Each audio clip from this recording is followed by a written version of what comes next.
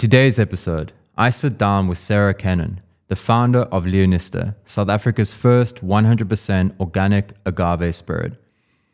Her story is honestly pretty wild. She started out making tequila in her garage, then flew to Mexico on her own, pretending to be a journalist just to get into top distilleries and learn the craft firsthand. Fast forward to now, Leonista is exporting globally and helping fund lion conservation across South Africa. If you've ever thought about starting your own liquor brand or just bringing an idea to life, Sarah's story will show you what that journey really looks like. For the people who aren't familiar with who you are, Yes. who are you?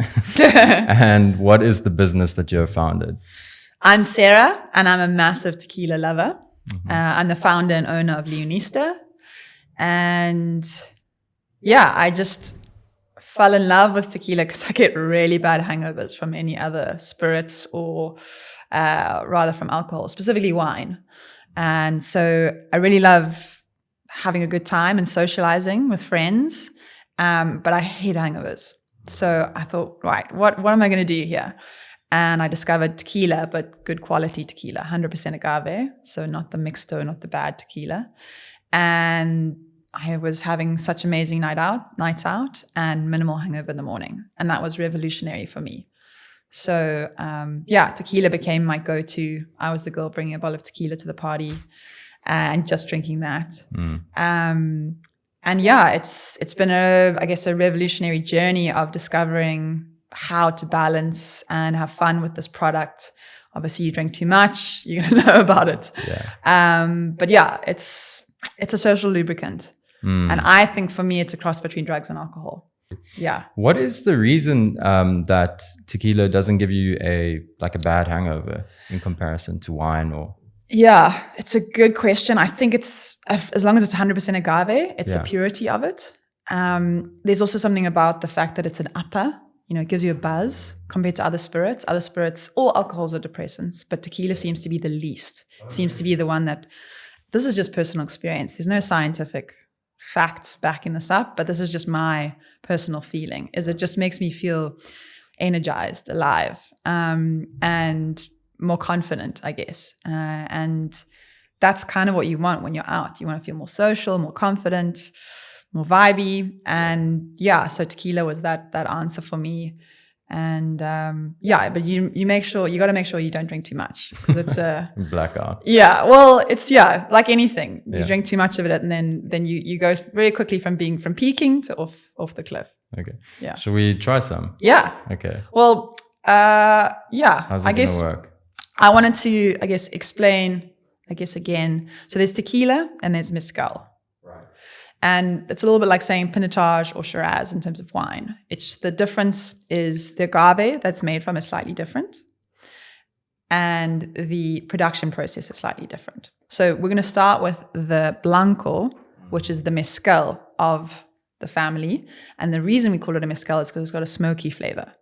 So it's got a smoky flavor because the production process, we use a wood-fired oven. Okay. So tequila, we use a non-wood-fired oven. Leonista Blanco Mezcal, we use a wood-fired oven. So when you taste it, it's going to have a smoky flavor. Okay. So have you ever heard of a mezcal before? No, I have not. Okay. Well, that's basically it. It's a more traditional way of processing the agave. Okay. Tequila is kind of the most modern way of processing it, because back in the day, there weren't any steam ovens or electric ovens. So they all used wood-fired ovens. Okay. So it's the same plant, agave, yes, but it's just how it's produced, which gives it a different name, like mezcal. Exactly. Okay. Now, if you are going to get technical, tequila is made from a specific agave called the Tequila Weber, and mezcal is made from a variation of other agaves. There's about 30 to 50 different types of agave, and Tequila Weber is one of them. It's the fastest growing, it's the sweetest, so that's probably why they use it to make tequila. It's the best bang for buck. Right. Cool. Right. So let's taste. I read online somewhere that you traveled to Mexico before starting Leonista, right? To learn about tequila making. Is that the case? They all stuck together. Oh, it's all good. We're inside. Yes. And what was the reason that you traveled there? So I was basically, in the journey of this, I was the tequila girl. I was bringing bottles of tequila to the party. And I thought, wow, well, let me try make this at home. That was something that I just started doing. And I literally had a garage and I had a little still and I got some agave juice and I fermented it and then I distilled it and then I took it to Africa Burn. Okay. Because I went to the burn and I wanted to have a gift from the desert for the people of the desert. Right. Wow. And so I gave it all in a little vial on a necklace and people loved it. Really? So I thought, this is, the first name was called Barbarella's Bitch and Brew. Wow. So this is all before going to Mexico. This is all happening before going to Mexico. So you just taught yourself online like how to make a tequila and you made it and brought it with you to Africa Burn. And then you're like, shit, let me actually get the science dialed up. And then that's why you went to Mexico. Exactly. Cheers. Cheers. My friend taught me how and we made our own and I knew it was good, but it wasn't the real deal. Yeah. So I thought, right, if I'm going to really make this happen, I need to learn from the maestro distillers and go there and see how it's made and make sure I have all the details. Cheers. Okay, so the idea is we just drink it all at once or we sip on it? Sip it like a whiskey. Oh, there's people on the train tracks. All good. It's all good. Okay. I want to say quickly. So you sip it like a whiskey, and you're going to taste smoky flavors, maybe peppery flavors. And you can also smell like the smokiness before it comes in the mouth. Yeah, it's really nice. Yeah. So in going to Mexico, I visited Tequila Town, which is a place in Mexico, and that's where most of the tequila is from. And that's like going to France and going to Champagne. But then when you go to the south of Mexico, you go to Oaxaca, which is where a lot of mezcal is made. And it's a more traditional area of Mexico and where a lot of these traditional mezcals are made. And I never knew what mezcal was before that. And I discovered it, tasted it, and I felt so amazing. We had an amazing night out. Danced naked under the full moon, no hangover that morning. So I thought, wow, this is amazing. When you went to Mexico, did you have like a plan beforehand to learn how to make tequila? Like, how did you find the people who made it? It's a good question. I guess my whole vision was a surf tequila tour. Okay, surf tequila. So just go surfing and then visit distilleries. And I pretended to be a journalist when I went to the distilleries so that I could take lots of photos and ask lots of questions. And I hired a translator to come around with me. And we walked around and he translated everything that was going on. Obviously, I didn't get all the IP, like the type of yeasts that they use and things like that. So we've had to figure that out for ourselves in the production process that we've been going through. But what's interesting is every distillery has a unique flavor. And the reason for that is often the plants or the trees that are planted around the distillery. So some had fruit trees, some had roses, some had pine trees. And that, I guess, the essence of those trees and the wild yeasts that came off those trees all affected the flavor of the product. Mm-hmm. So you go to Mexico, you act as a journalist, get all this inside information, you come back to Cape Town, and then what happens? Then I knew that agave grew very well in South Africa. Okay. So I did go with that knowledge. So I went knowing that agave grew very well in South Africa and could this be a thing? So my boyfriend's family have farms in the Karoo. So I checked in with them and they connected me to Tim Murray, who's basically the head of the Agave Association of South Africa. And he lives in Crawfordnet and he's got fields of agave. And through him, all the other farmers in the area also have fields of agave. Mm-hmm. And it's basically fields of opportunity. It's used as emergency food for animals in times of drought. So that's why it's been growing there.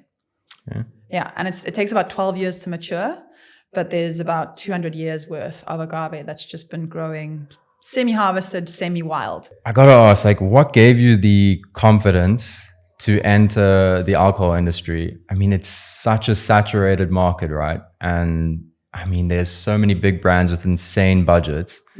What made you feel like you could get in there and compete? Naivety. Naivety is bliss. But also, I guess, just seeing that there was no South African tequila on the market. And we've got the agave. Wrong. Went down the wrong way. God. Yeah. Sorry. All Carry good? on. Yeah. Yeah. Seeing that there was no South African agave on the market and just being passionate about starting my own company. Yeah. So I guess the passion inside of me was like a monkey on my back. But why is there no South African tequila? What is the reason for that? Do you know?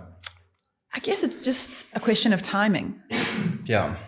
You know, there was actually a brand that launched about 20 years ago, but their timing was off. You know, they built a distillery in Crawford, everything, but their timing was off and it just didn't work. In terms of timing, what do you mean? Like, well, I launched after the craft beer trend was just kicking off, and the gin trend was also just starting to kick off, or rather mid kicking off. And so now I think there was a market opportunity for craft rums, craft gins, craft tequilas. And I think the amount of time and effort we put into the branding and the flavor really helped as well. So before, when maybe they were just making a low quality or less good quality spirit, we put a year of research and development into it. That excludes me going to Mexico. And that really helped in terms of making sure that this is a premium product. do you ever feel like an imposter in this 100%. industry? Yeah. Definitely. Yeah, I mean, I'm totally new to the industry. I'm a jack of all trades, master of none sort of person. I'm just super passionate about tequila or quality spirits or quality products, rather. My vision of my life is to create a more beautiful world with beautiful products. So creating Leonista was a dream come true.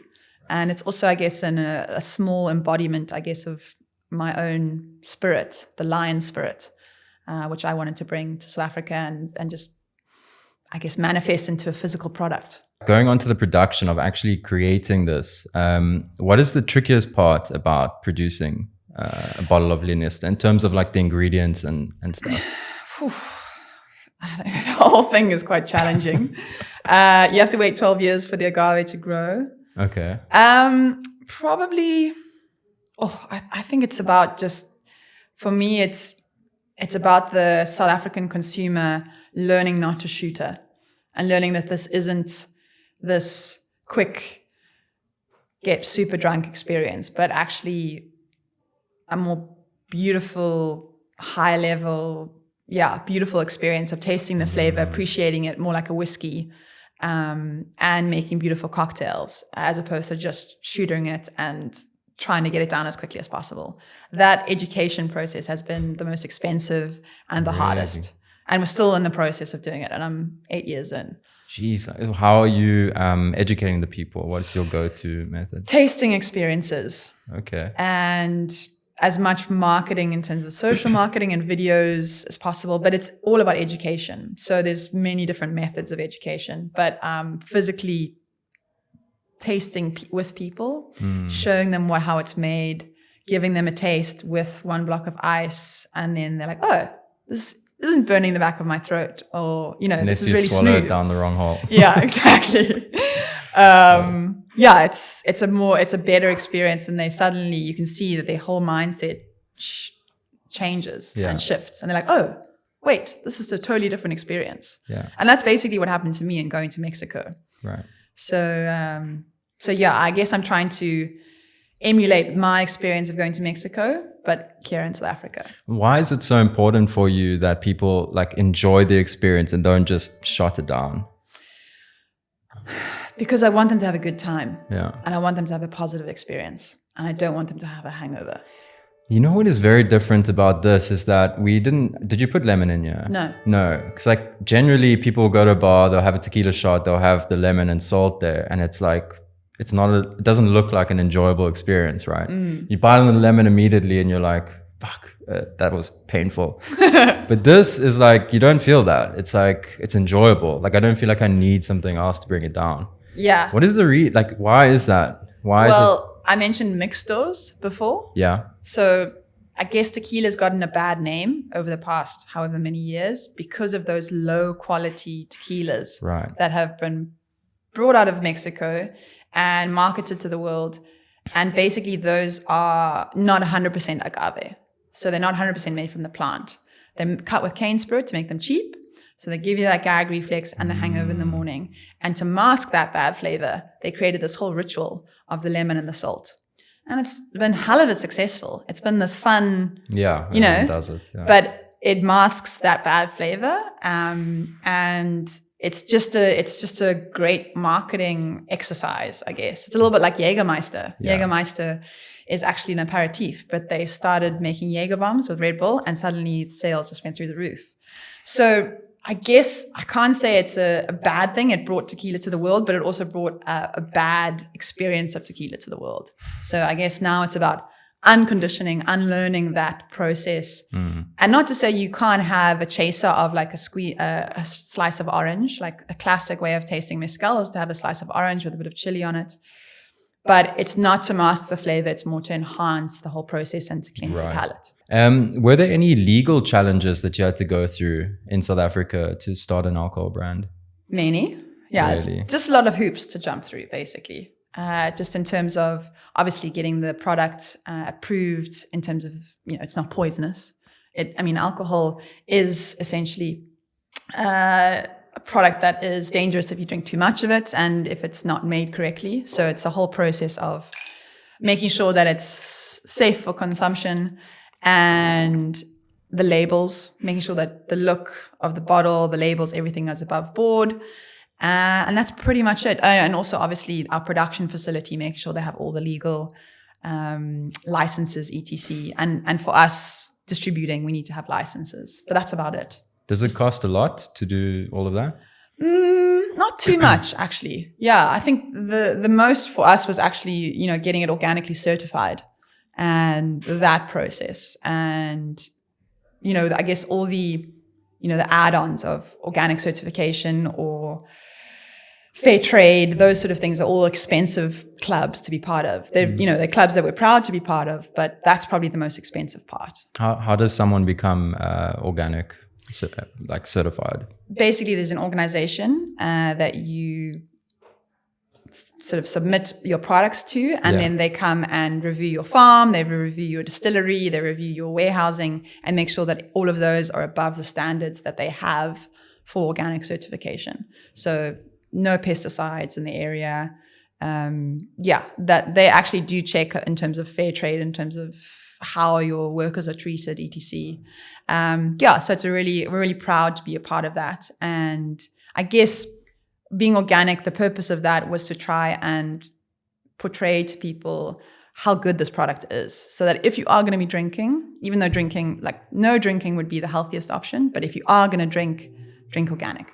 Okay. Yeah. And so when it comes to the certification, do they check the source, the agave plant, like where it comes from, and your facility? Yes. Like both? Yes. Okay. And do you have like a symbol on the bottle? Yeah. So on the back, well, first of all, on the front, it says organic, 100% Kru agave. Yeah. And then on the back, it has the USDA organic certification and the European one. Yeah. Yeah. So if we export, those symbols are very important, and they need to be checked, and it's a whole tracking process. It's all just admin and loopholes that you have to jump through. And how do you figure all of this out? Like, because you had no experience in this industry beforehand, right? Yeah. So how are you figuring all this stuff out? Asking lots of questions. Okay. Yeah. Just be open and be curious.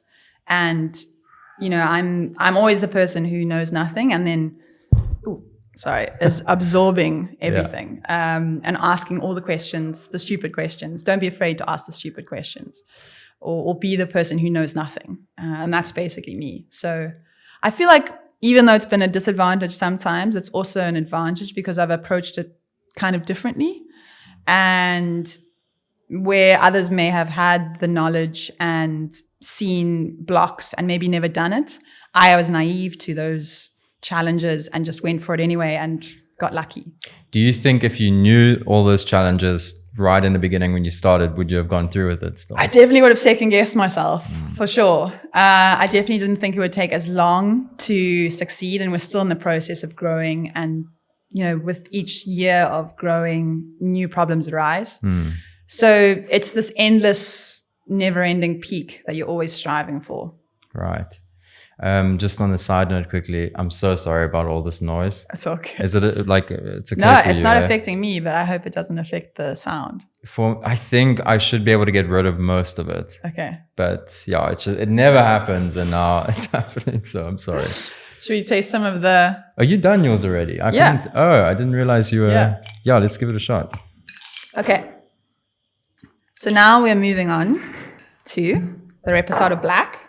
So the reason we have the Reposado Black is we had the Reposado before, and it was aged for 6 months, and it was good, but not as good as we wanted it to be. So we wanted to develop that flavor, and so we aged it for 8 months, and we upgraded the bottle as well. And now it's the Reposado Black. I really like that bottle. It's epic, man. Beautiful. So it's our own unique bottle. Yeah, it's different. Like you can see there's engravings on it as well. Yeah. So is this your newest bottle that you've created? Yes. Okay. So a whole range will look like this in the future in terms of, but just different colors. Right.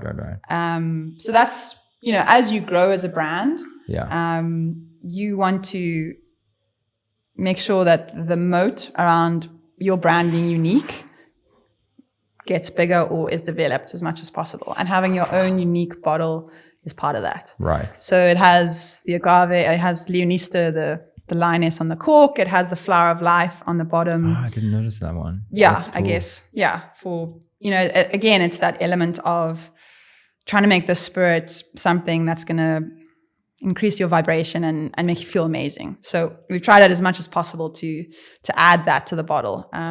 So yeah, that symbol's obviously a pure symbol. It's a pineapple on the back there, I think, or is that agave? That's agave. Okay. So that's like the pineapple. Yeah. So that's what an agave looks like. Actually, is this big pineapple, and that's what you put into an oven, and that has the sugars that you convert to spirit. In terms, because that's the next topic, is branding and design. So thank you. Cheers. How did you come about the design or the logo, for example, of Leonista? Did you hire a design company to help you with that? So Leonista means lion energy or lion spirit. So I guess, I speak a lot about how tequila gives you a nice buzz.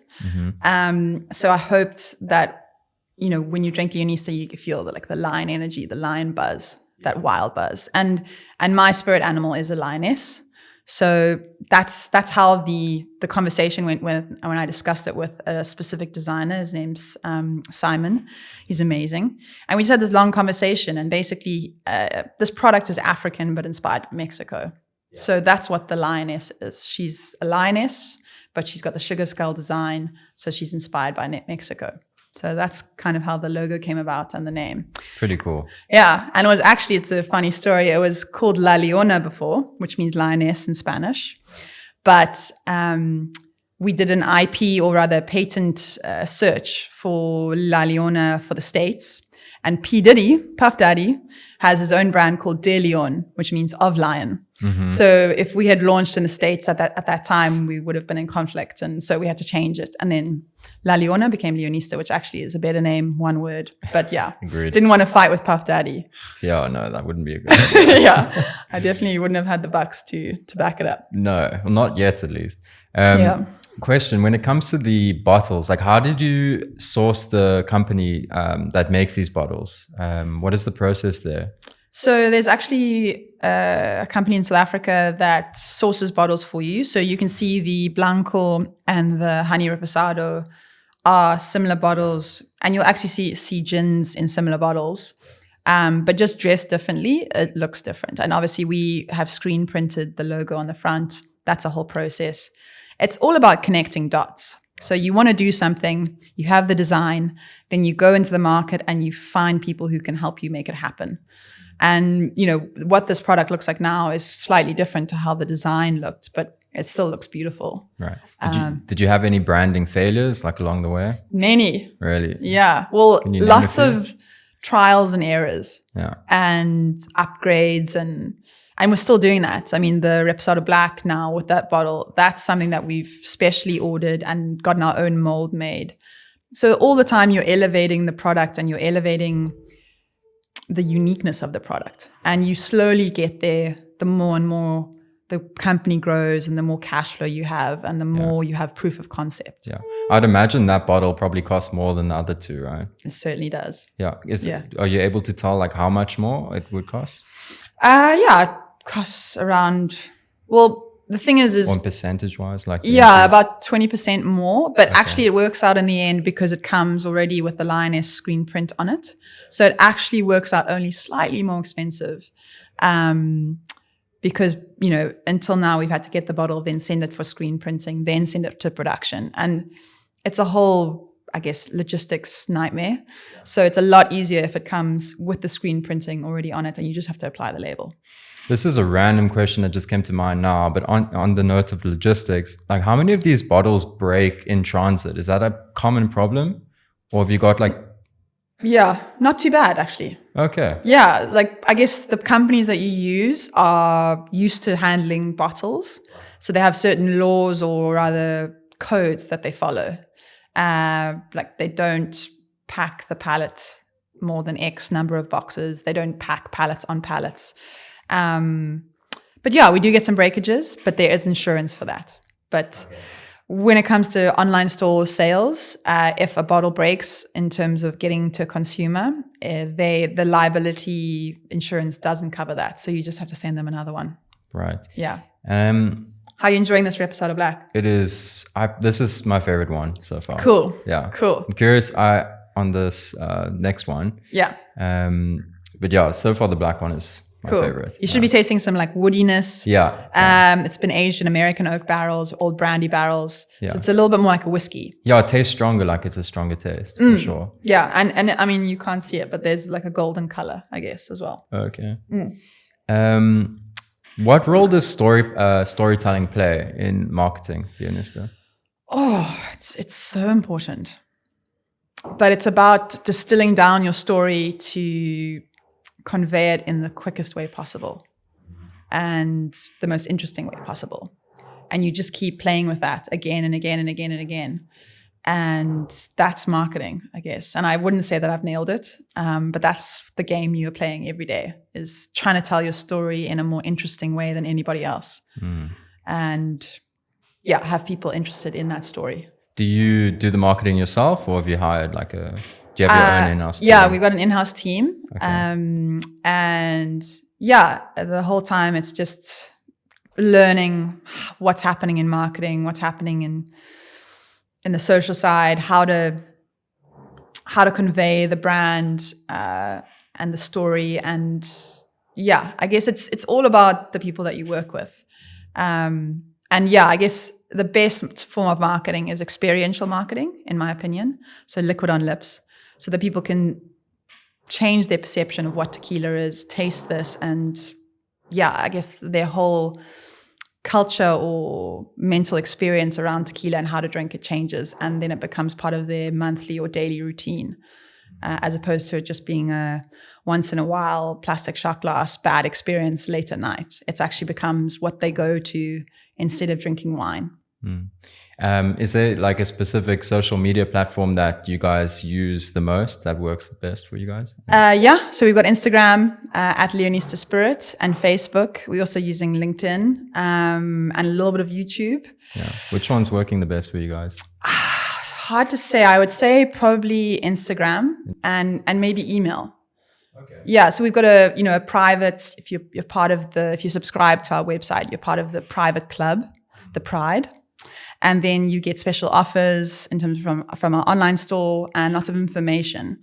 So the whole time it's cocktails that you can make with Leonista, information about how it's made, information about, I guess, the general knowledge of agave spirits. So I think being part of that Pride, you get to know and understand the product more, and then you get to enjoy it better. Right.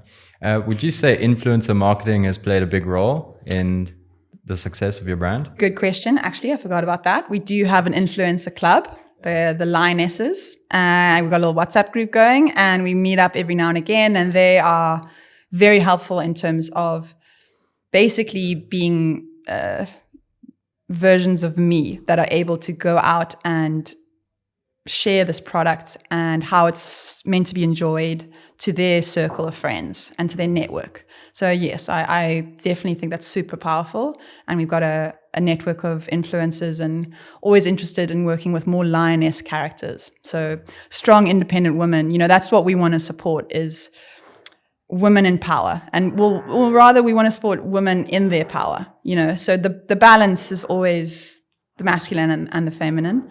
But women having a good time, being independent, being able to pay their own rent, buy their own cars, whatever it is a beautiful thing. And that's quite a new thing. So we want to support that and work with pioneering, powerful, strong, independent women, and help them enjoy and celebrate with Leonista. Yeah. How do you find them? Or do you reach out to them? Are they friends? Like, how do you find a bit these of both. We just look for badass women. So you've got your teams like going through Instagram and just... Yeah, I guess so. I mean, we definitely get contacted a lot, and then we just filter through whoever contacts us. So we get contacted, we contact, but most of the time it's through the experiences I have in my life, going on adventures, meeting beautiful women, inspiring beautiful women, and seeing them on socials or seeing news updates from women doing awesome things and getting in touch with them and seeing if they're interested in working with the brand. I saw you did a recent collab with Happy Culture, right? Yes. Yeah. What was that all about? Well, Manon's a great friend, so that just happened organically, which is wonderful. She's, I guess, a similar story. She's gone through a journey of health, and creating a kombucha brand was part of that health journey and wanting to bring health to South Africa. And we're good friends. We both live in the deep south. And we were just going to parties together. And she had kombucha, I had tequila. It was an easy fit. And we were making cocktails together. And then the next thing, we thought, let's offer this to South Africa. Let's offer this to our community. And so we created this thing called the Booch Box, which is, you can order in December. We have it exclusively for that time. And you order a box, you get a bottle of Leonista, the honey reposado, and you have a mix of all the different Happy Culture kombuchas. And it's a delicious, conscious cocktail. Yeah. Yeah. Coming back to the business side of things, what would you say, or what goes into the pricing of these bottles? Like, how do you figure out the price point? Good question. You look at your market. You look at what price all the other tequilas are. You want to be in that area. You want to see where you want to be positioned. But at the same time, a lot of it is just directed by what your costs are. So to run a tequila brand or a brand in general, you need to be making a certain amount of margin so that you can invest most of it back into marketing. So you look at your cost. Yeah. You're investing everything back. Yeah. I mean, we're still investing pretty much everything back into experiential marketing and getting the brand going and new product development, and you're putting it all back into the business. So you need to look at the cost. You add a margin to that. You make sure that it's in line with your competitors, which hopefully it is. Luckily for us, it was. And we definitely wanted to be an accessible product. We didn't want to be something that's so expensive that it's only accessible to just the rich and famous. We want to be a product that the whole of South Africa can enjoy. Especially strong, independent women. Maybe they're owning their own business, but it's in that range where they can buy it monthly. Like they're buying a craft gin, or they're not buying something cheap that's like a mix still. But it's not so expensive that they can only buy it once in a while. How do you balance out that, the difference between making a product like accessible but also premium? What are your methods in doing that? I think for us, it's about just being really clever with how we spend whatever margin we make. It would be a lot easier if we could just sell it for a lot more, because we're making a lot more margin and just be able to be a lot more spend fluid. Yeah. But we just have to be super strategic about where we spend. you look at those tequilas that are selling for 3,000 Rand a bottle. I mean, I saw Elon Musk's tequila selling for 74,000 Rand. He's got his own tequila brand. Yeah. Right. It's the Tesla tequila. It's Leonista. Yeah, I think there's only a couple bottles around, and maybe that's why it's so expensive. Yeah. I saw it when I was at a bottle store in Durban. 3,000 Rand a bottle. No, 74,000 Rand. 74. Oh my goodness. But I mean, it's the only one I've seen in South Africa of his products. But, you know, they're selling maybe one bottle a year. Right. So we want to be selling 20,000 to 100,000 bottles a year. Okay. We want Leonista to be a proudly African spirit that everyone's enjoying and is proud to present to anybody who comes to visit. So it's part of people's monthly, if not weekly, I guess, ritual or experience in terms of enjoying living in this beautiful country and celebrating with friends. Yeah. You said your goal is to sell between 20,000 and 100,000 bottles a year. Yes. Like, how long do you think it'll take before you get to that point? We want to hit 300,000 bottles. 300,000? 300,000 bottles in 5 years. 5 years? Yes. Wow. Yes. And just here in South Africa? It'll be export as well. Okay. So we've just started exporting to France, which is really exciting. We do export to a few different countries. We export to Japan, to the Netherlands, to Germany. But France is our newest importer, and we're really excited to be working with them. And Europe is a massive market. Obviously, the States is a massive market. But we definitely have to find the right importer to be working with anybody in the States. In terms of your price points, do you guys increase the prices overseas, or do you keep it the same? It's pretty much, I think if you're buying it overseas, it is more expensive, but that's because of the import costs that are associated with getting this product over to wherever it's going. Right. It's costs a lot. So they need to add the import costs, and then there's their own duties, or rather, you know, there's this whole thing with Trump and his tariffs. So there's tariffs to all these countries.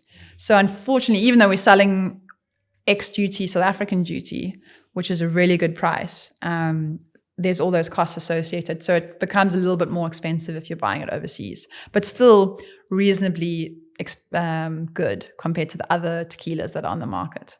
Are you guys working with distributors here in South Africa? Yes. Okay. Yeah. So we're working with craft liquor merchants who are amazing, and they've helped us be nationally distributed. So we were in Pick n Pay, Checkers, Tops, Norman Goodfellows. We're almost everywhere, mostly the more premium stores. So you wouldn't find us in, I guess, a store that doesn't have the more premium products, because it just doesn't move there. People are just buying the cheap stuff like the Castle Lights or whatever it is. And yeah, we're really excited about that. But again, it's about building brand so that when it is on shelf, it moves. Yeah. How do you find a distributor, and is there like protocols that you have to go through in order for them to work with you? Do they just accept anyone? You have to have proof of concept, I guess. Okay. So the first couple of years we were just going direct. Like through your website? Well, more like me driving around with tequila in my car. Going to a retailer and being like, hey, can you stock? Exactly. And then starting to work with one distributor who maybe works with a couple bottle stores. And usually you're starting with the niche bottle stores that have unique products. So you know those bottle stores that just have such an amazing range, but they may be a little bit more expensive. We start there. So those are the exclusive bottle stores that we started with. And then the brand starts to grow, people get to know it more. And then you approach people like Checkers or Pick n Pay. That must be hard, to get in there. Yeah. Well, if you show proof of concept, i.e. sales, and that people are buying, they want to help their consumers have more beautiful products to choose from. Yeah. And yeah, Leonista is a beautiful product that they saw the benefit in. They saw the tequila market growing, so they wanted to give it a chance. And that's what's beautiful, is those big companies, they do give small brands, especially African brands, African made, they give you a chance. But then it's your job to market really well to get it off the shelf. Okay. So I would imagine it's like a different workflow, right? So what percentage would you say you sell on your website versus like in a retail store? Like, what is the... Yeah, websites are like 1%. Really? Yeah. Okay. South Africa hasn't. It may be over COVID, it was different, and maybe post COVID, it was slightly higher. But South Africa is still very retail focused. Okay. Compared to the States or anywhere else. So you say you need to market really well, right? So that people understand your product or know your brand, so that when they see it in a retail shop, they want it. Exactly. So it's not about like people just walking by and being like, oh, this looks nice, let me take it. They need to know what it is in order to buy it. That happens as well. That's why we focus so much on the look of the product. Yeah. We want it to be... Stands out. We wanted to stand out. That's why we launched the Reposado Black, is because it stands out on shelf. And why the whole range is going to upgrade this year. And yeah, it's definitely about that, having it stand alone.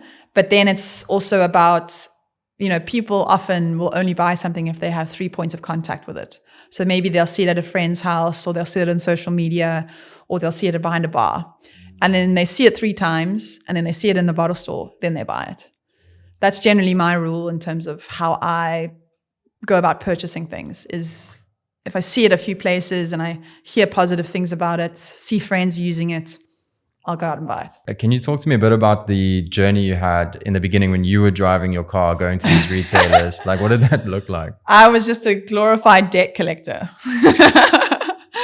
That was my job. It's just delivering, then invoicing, and then chasing invoices, which was really tiring. The beginning journey of being entrepreneurial and launching the products, designing the brand is so fun.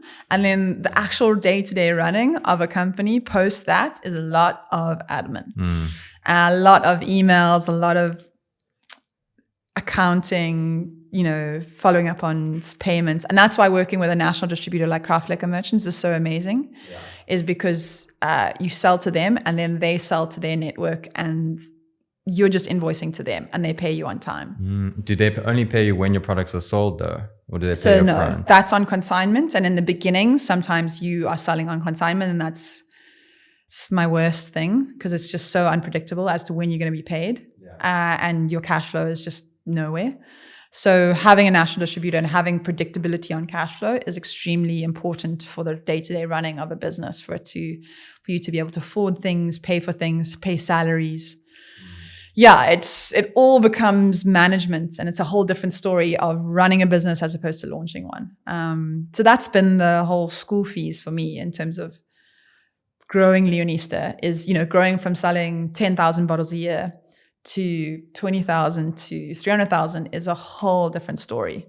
So we're definitely looking for the right partners to bring on board to help us, because just me and the small team that we have aren't going to be able to do it. So how big is your team right now? Probably only around 5 people that are working full-time, part-time. Yeah. Indirectly we were employing, or rather working with, about 30 to 100 people. Right, like in the warehousing and stuff. Exactly, yeah. It's a very small team, lean team. And that's how I like to keep it, because, some months are unpredictable. Winter months are slow, summer months are pumping. But you have to keep those overheads minimal, so that, when the slow months come, you're not crashing and burning. How much of your time, do you have any spare time at all? How much of your time is put into this business? Are you working every single day? Yeah, I'm putting my life and soul into this. But to run a business and keep going for more than 5 years now, I've been doing this for 9 years, you have to have that life balance. So even though my mind never turns off on it, I'm always thinking about it. If I go away, if I go on holiday, you're never able to just switch off and just put it behind you. You're always thinking how to keep the ship flowing and cruising faster and growing. But I'm a massive surfer. I love surfing. That's one of the reasons that this brand started, was being adventurous enough to go to Mexico and go surfing. So surfing is my church, I guess, and where I find my life balance. So I go surfing, I come out, I feel really amazing. I feel super positive, and that gives me the energy to make sure that I'm bringing the most positive energy to running this business. Okay, so this is not like passive income whatsoever.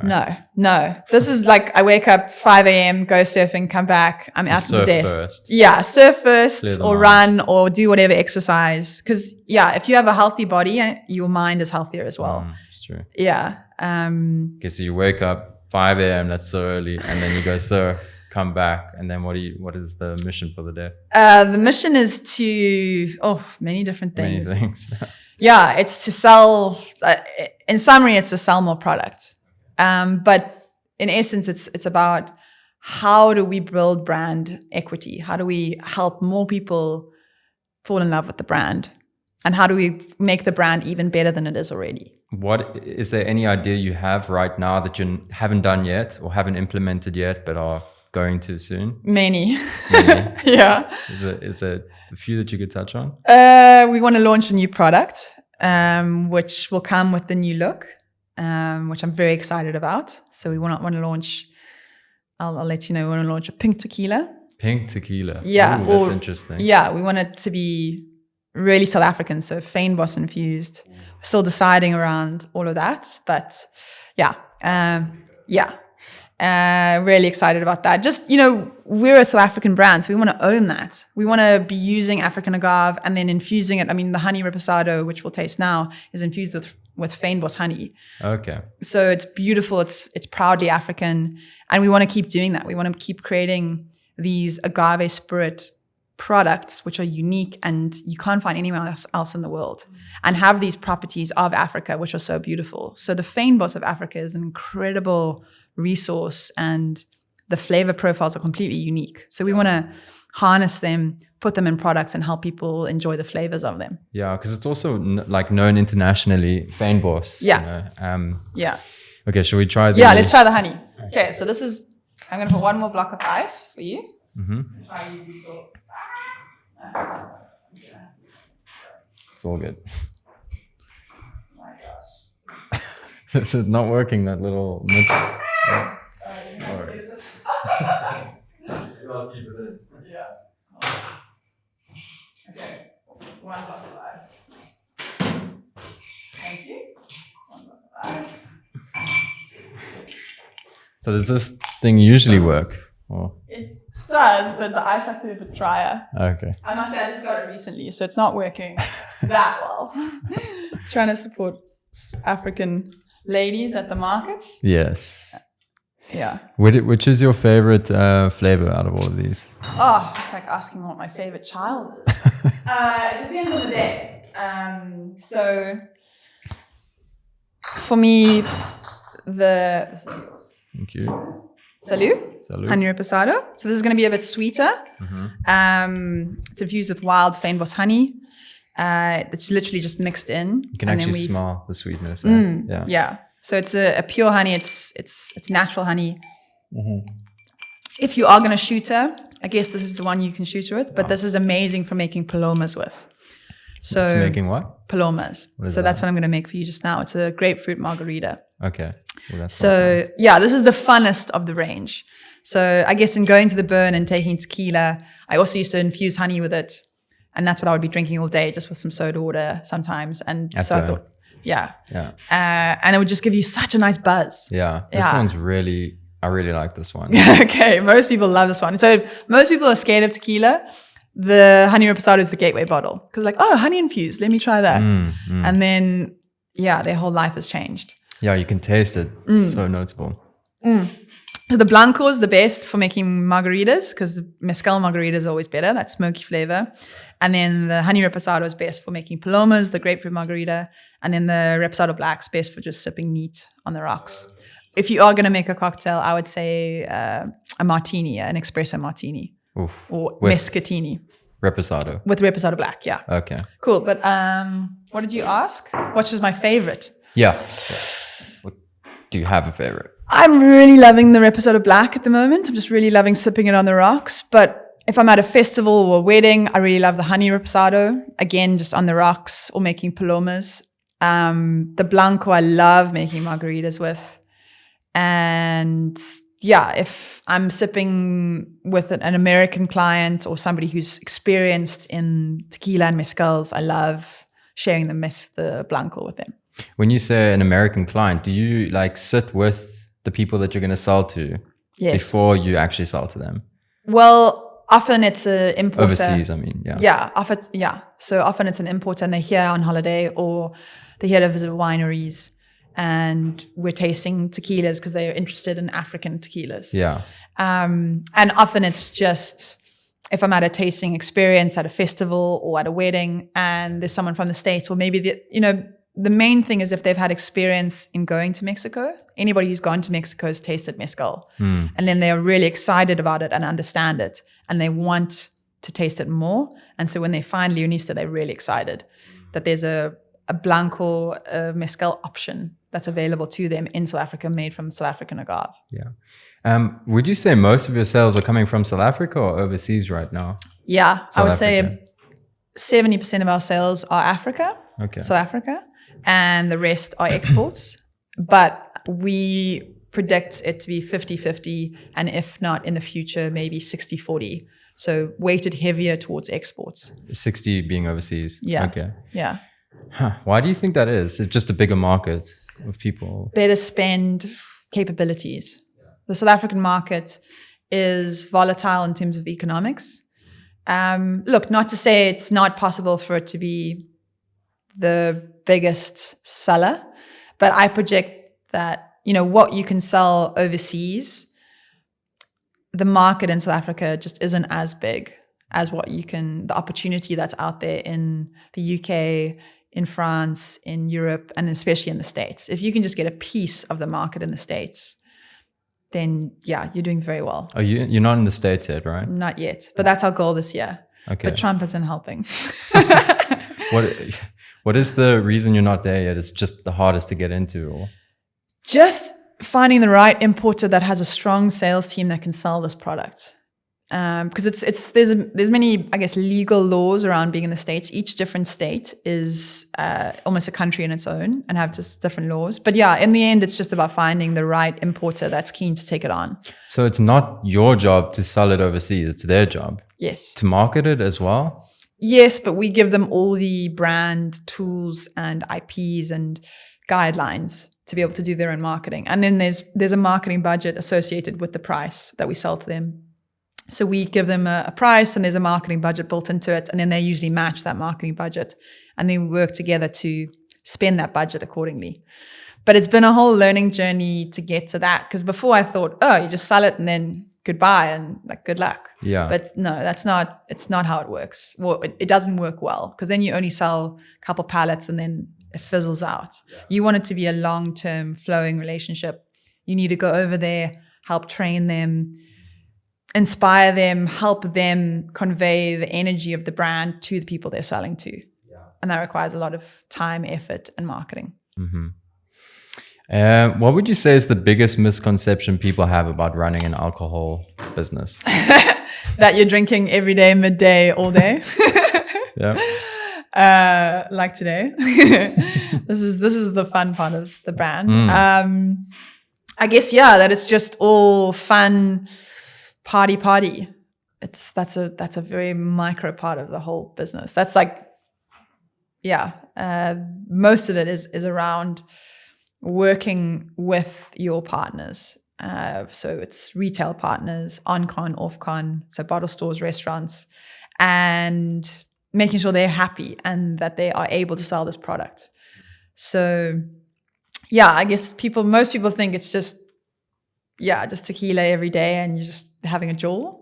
But actually it's a lot of hard work, a lot of admin, and a lot of relationship building, which is cool. Like it's been a massive learning curve and journey for me. It's almost been an MBA, I guess, in business running and building a business, especially on a shoestring budget.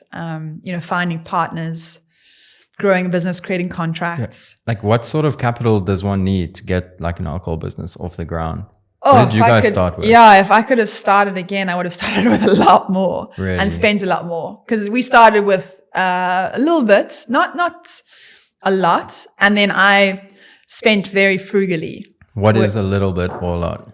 We started with 900,000 Rand. Okay. As the first investment. And then that helped upgrade the branding from La Leona to Leonista, and then helped, I guess, pay my salary and all the salaries of the people that we hired.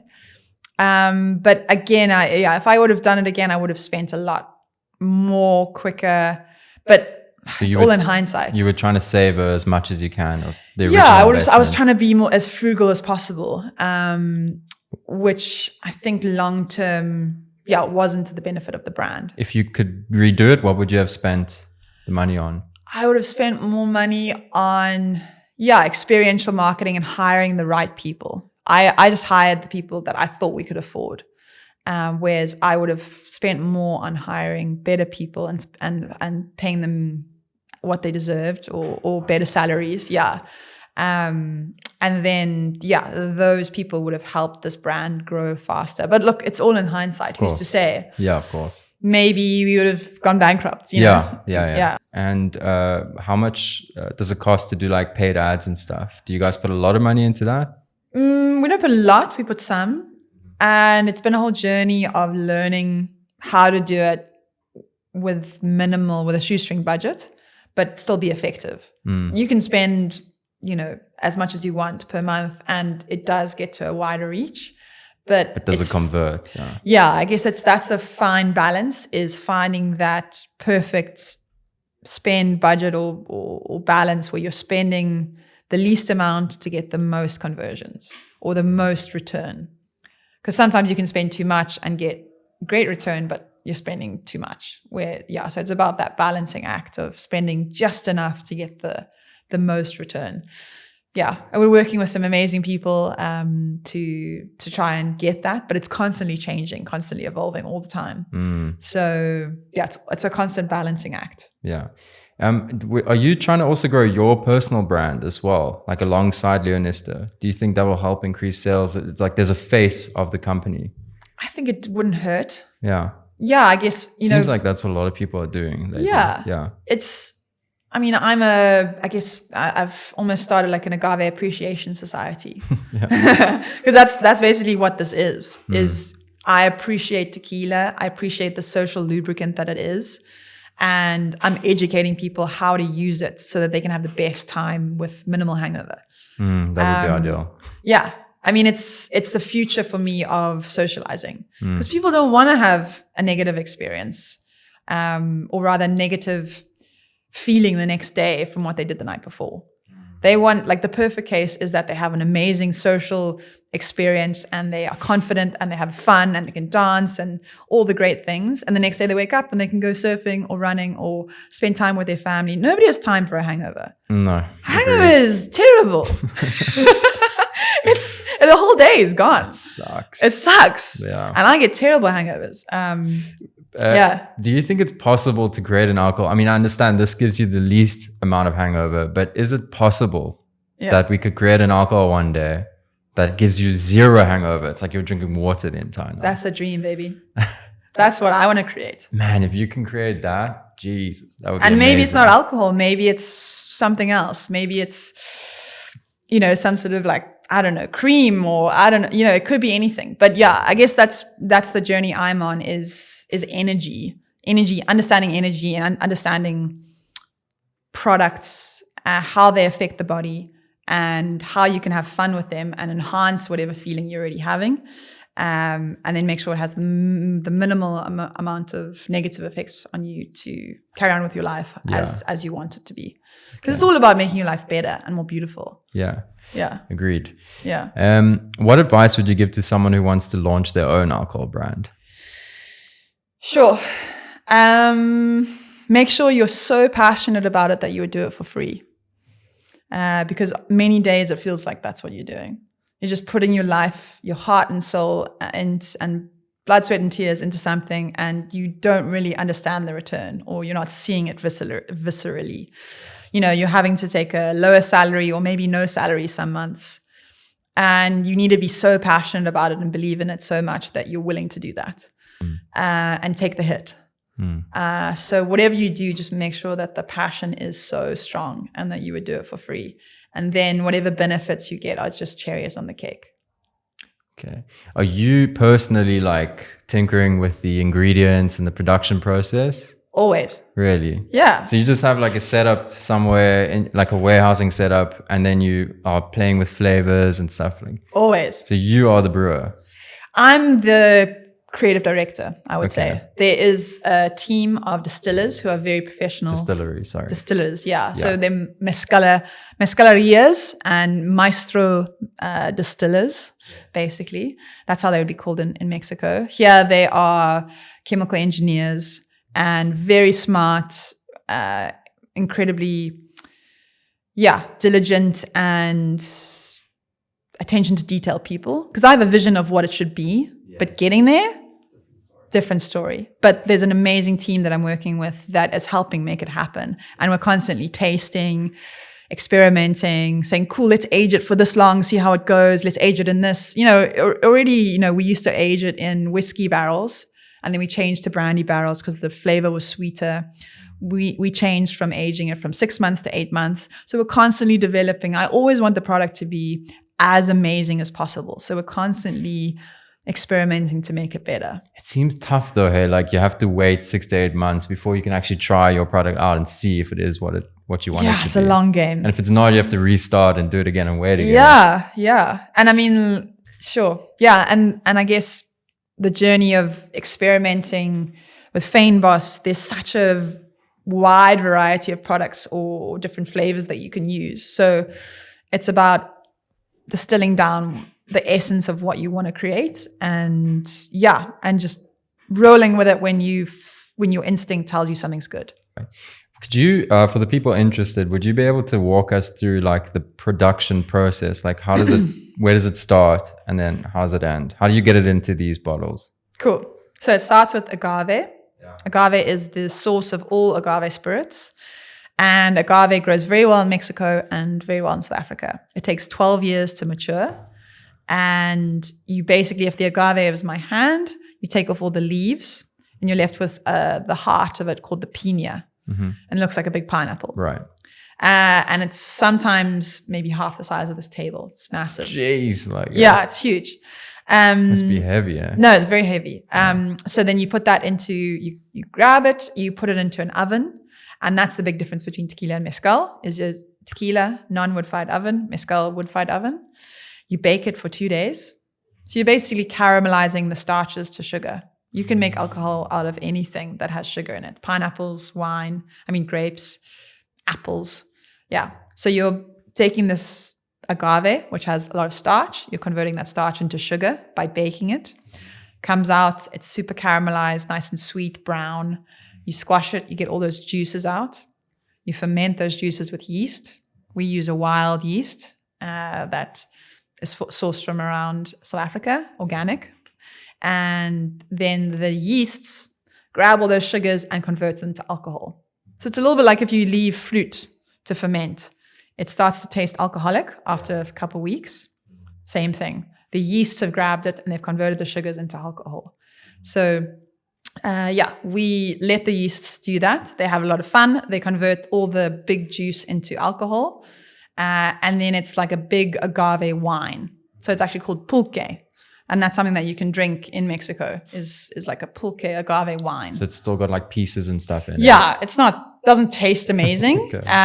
But it's interesting. Yeah, it's fermented. It's all of that. And then you distill. So distilling is heating the pulque or the agave mash and taking the spirit from it. So water evaporates at a different temperature to alcohol. Mm-hmm. So the water comes off. It's the heads come off, and then the alcohol comes off, and then the water evaporates. So it's kind of like when you're speaking about distilling, you're talking about heads, body, and tails. And it's like basically you're talking about the different essences of the mash that evaporate at different temperatures. So the lower temperatures is the heads, and as it increases, it gets the body, which is what you're drinking. And the body is essentially the alcoholic side. It evaporates at a lower temperature than water. Okay. And then as you get to the body, to the tails, you're starting to get lots of more water. So that you just get rid of. You get rid of. So and you the heads as well. Heads you get rid of. So you want the tails you get rid middle. of. You want the body. Yeah. And the body is where all the flavor is. And yeah, then it all looks like the Blanco. It all looks like a whiskey when it comes, a vodka when it comes out. Clear. Yes, but it comes out at like 80%. So that's, It's like moonshine. Yeah. Okay.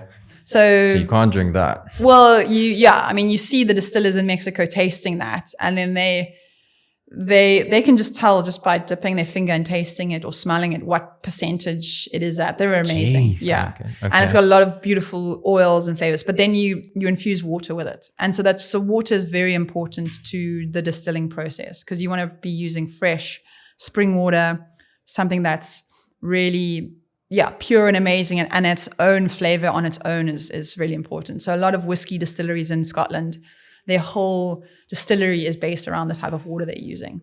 In Japan, a lot of the whiskeys are all based on the different volcano that they're built next to, because the water that comes off the volcano is what they use for their whiskeys. So the water makes a massive difference. Massive difference. So Leonista, we use water that's called skoonspruit, which means clean water or fresh water. Is that right? Yeah. Ek kan nie Afrikaans praat nie. Yeah. Ek kan 'n bietjie Afrikaans. Yeah. But yeah, anyway. Wait. He's from Zimbabwe. Oh, okay. Yeah. That's true. Yeah. Read you were born in Zimbabwe and then Born you in Zimbabwe. grew up in Australia or grew up here? Went to university in Australia. Yes. And then live here. Yeah. Okay. But skoonspruit distillery, so it's clean water, beautiful spring water. And we take it from 80% down. Our Leonista is 40%.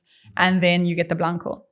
But then you age it, you get the Reposado Black, and then you infuse it with honey, and you get the honey Reposado, or you infuse it with whatever, and you get the whatever. Okay. So now you have all this alcohol in a brandy barrel or in a barrel or some form of container. How do you get it into these? They go through a filtration process to make sure that there's no piece of wood or I don't know, anything, so it makes it super clear. Yeah. And then it goes through a special machine which fills them exactly at 750 mils or 700 if you're exporting. So your machinery, or do you outsource this? It's all done at the distillery. Wow. That I'm working with. Right. We've been working with them for ages and they're amazing. They've got the professionals that make sure that this is done correctly. And then, they have all the dry goods. So I provide the label, the bottles, and we've worked together to develop the recipe, which is our own specific recipe. And then they just repeat that recipe and make sure it's as close to the flavor profile that we've developed as possible every single time. Obviously, the batches are all slightly different, which is kind of beautiful. But that flavor profile of Leonista is super unique. And we want to keep it as specific to its profile as possible. Okay. You wanted to make another drink for us. What was it? The Paloma. Yeah. Should we do you want to make it now? Okay. Okay. So what exactly is happening here? Got grapefruit, nectar blend, and you're gonna... Okay, so this is basically a grapefruit margarita. Okay. So I'm gonna use the last of the ice. Or just move the mic if you want it. Oh. You can twist it however you want it. Okay, so this is basically a grapefruit margarita. So I'm going to use the last of the ice. How much more time have you got, by the way? What time is it now? It's now... Oh, fuck, my watch is dead. Sorry, I've got a watch on me. It's 12:26. We're almost done. I just want to go through some rapid fire questions from guests. Yes. And we also need to talk about the 1% for the planet. Yes. Okay, cool. All right, so I'll get there, I promise. Sorry. It's very fun chatting to you. I'm just going to make one, I'll make two. So you're mixing or you're wiping lemon on the glass. So I'm putting, give me your glass. So I'm putting lime on the rim of the glass so that I can add some. Are you looking for lime? No, I'm looking. So this is a nice tagine. It's like a chili salt, lime, limey salt thing, which I like to put on the rim of the glass, which is really nice. This just elevates the experience so that you can have that nice flavor as you're sipping. And you use these to also like as part of your experience, right? Yeah. When people are tasting this. It's a flight board. So it has each different variant and has the flavor profile. And So cool. yeah, cool. So we've added ice. I'm just going to free pour here, but it's basically 3 shots per glass. And then a squeeze of lime, which I've done. Mm-hmm. And then a splash of agave syrup to create a little bit of sweetness. Grapefruit juice is already a little bit sweet, so not too much. And then I always love using the honey reposado. We're going to use 2 shots because it's 1 shot per cocktail. Yeah. And then grab a shaker. You just taught yourself this, eh? Oh, years of practice. And you got to put some muscle behind it. Yeah, I kind of feel like it's going to splash out the sides, but it doesn't. No, it happens all the time. Don't worry. And yeah, if you've portioned it correctly, it should be perfectly two cocktails. That looks great. And ideally, there's a lot more ice, so it's more refreshing. But yeah, we're kind of running low on short on ice the ice in the studio. But it's going to be good anyway. Thank you so much. Oh wait, no, sorry, that was my glass. Yeah. Sorry. Cheers. Cheers. Okay, Cheers. So this is a Paloma. Cheers. So Cheers. Grapefruit margarita. I drink take a it, sip with the little chili.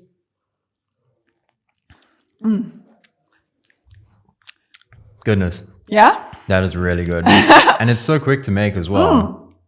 Like it's not super technical. You can get grapefruit juice all the time. It's so easy. Obviously, fresh grapefruit juice is better, but if you can't find that, then this grapefruit juice is really good. Okay. Epic.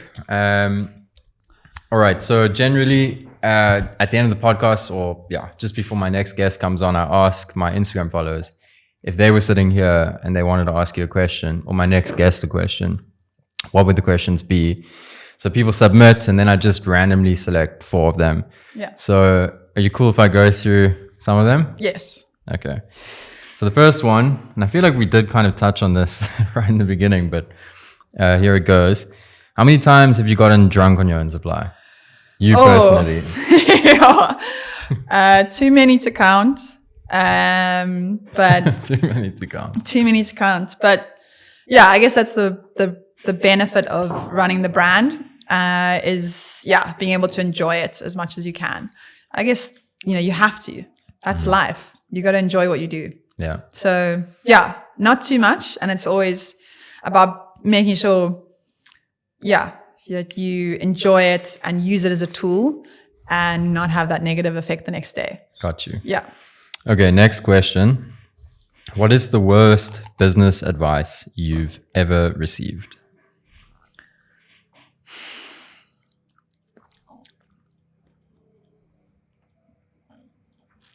That's impossible. Anybody saying that to you, ever, don't listen to them. Anything's possible if you put enough time and effort and dedication into it. So don't let anybody say anything is impossible. Did you get that a lot in your journey? Yeah. You can't do this. You shouldn't be doing this. You're a girl. You're too young. You have no experience. You need more experience, or you need a bigger team. You need more money, whatever it is. You don't need anything but the passion that you have in your heart. Oh, look. Yeah. You've done it. Yeah, we are. Yeah. Okay. 3. Do your employees get free alcohol? They get good prices. And yes, I mean, you hang out with me, Leonista flows. You're always hooked up. Yeah, you're hooked up. Yeah, so it's a good thing to be working with Leonista. Okay, number 4. Was it a logical decision to go all in on Leonista, or was it based on passion? Based on passion. It just happened naturally, organically. I was inspired to start Leonista because I was inspired by Patagonia Inc., the clothing company. Their vision of creating a business that creates beautiful products but also helps save the planet or has a positive impact on the planet. That's what I wanted Leonista to be. I wanted to create a product that was beautiful and fun, but also gave back. So that's why we're members of 1% for the planet. Yes, let's touch on that a little bit. Cool. What exactly is that whole story about? So I read the book Let My People Go Surfing by Yvonne Chouinard and was super inspired by it. And yeah, that book really helped me have a strong essence of what I wanted the company to be about. So it's about we're a product that you can rewild yourself or get wild with. Awaken the wild within, the Leonista, the lion energy, but it's also about protecting wild places. So for every bottle sold, a percentage of revenue is saved, and we put it towards, at the end of the year, we give money towards conservation for wild places that lions live in. So at the moment, we're supporting Samara Game Reserve in the Karoo, and they've reintroduced lions, and there haven't been lions there for the last 100 years or 200 years. They've reintroduced them, and there's been all these positive effects because the lions have come back. So the jackal population has settled, vultures have returned, leopards have returned.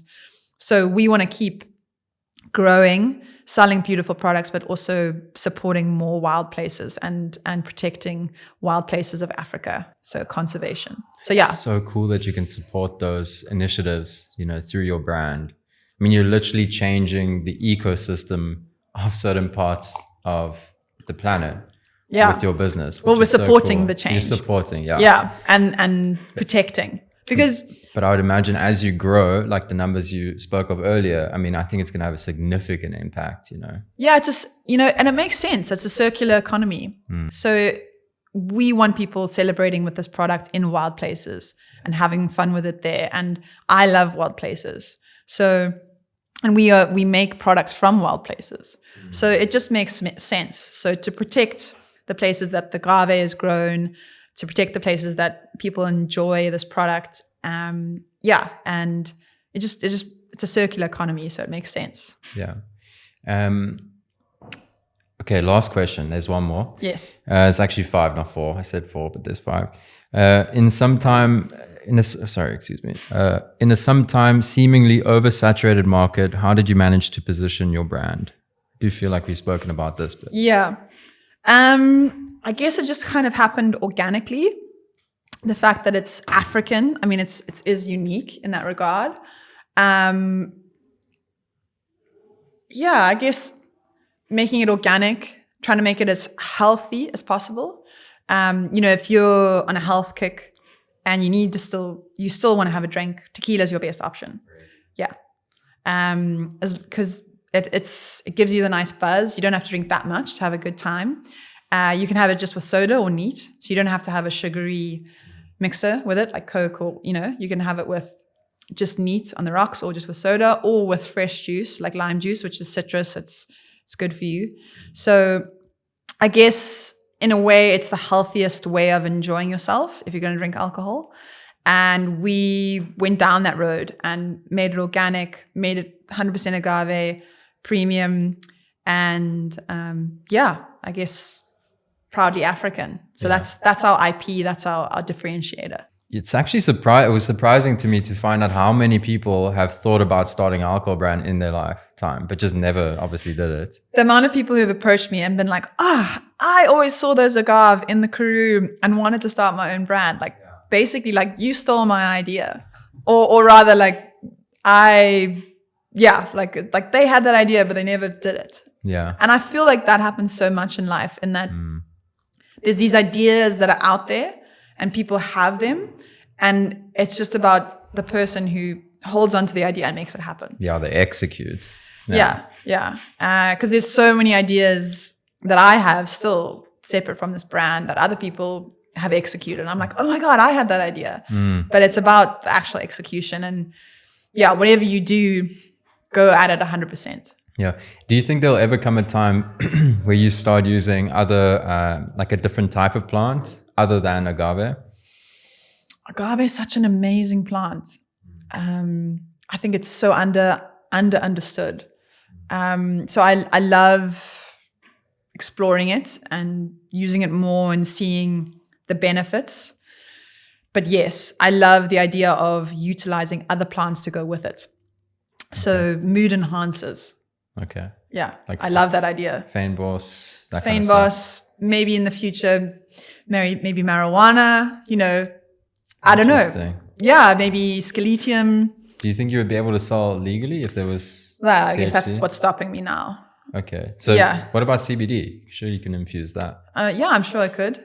I guess, you know, tequila, alcohol, it's a mood enhancer. So I'm all about exploring different types of mood enhancers that make you feel even better. And yeah, but minimal effect the next day. All right. Well, thank you, Sarah. Appreciate you. your time coming Yeah. on and sharing your journey with us. It's Thank awesome. you. Cool. This has been Perfect. amazing. So much fun. Yeah. Friday. Cheers. Let's go. I'm already finished. Cheers.